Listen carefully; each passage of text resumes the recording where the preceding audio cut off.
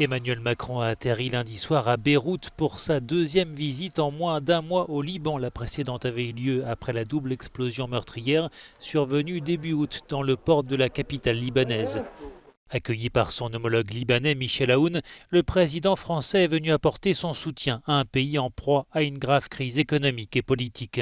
Sa visite survient juste après la nomination d'un nouveau Premier ministre au Liban. J'ai vu qu'un processus s'était enclenché ces dernières heures, qui a permis de faire émerger une figure en tant que Premier ministre. Il ne m'appartient aucunement ni de l'approuver ni de l'adouber, c'est la souveraineté libanaise qui est ici en jeu.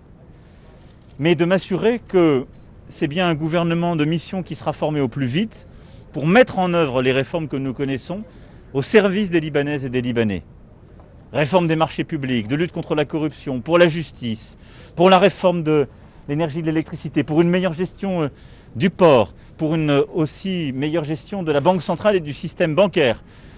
Autant de réformes indispensables sur lesquelles, de mon côté, je me suis engagé à ce que si elles sont prises par le plus vite possible ce gouvernement de mission, la communauté internationale, et évidemment en premier chef la France, puisse s'engager pour être en soutien du Liban et du peuple libanais. Ce lundi, Mustapha Hadib a été nommé au poste de Premier ministre. Cet ambassadeur au profil de technocrate exerçait jusque-là à Berlin.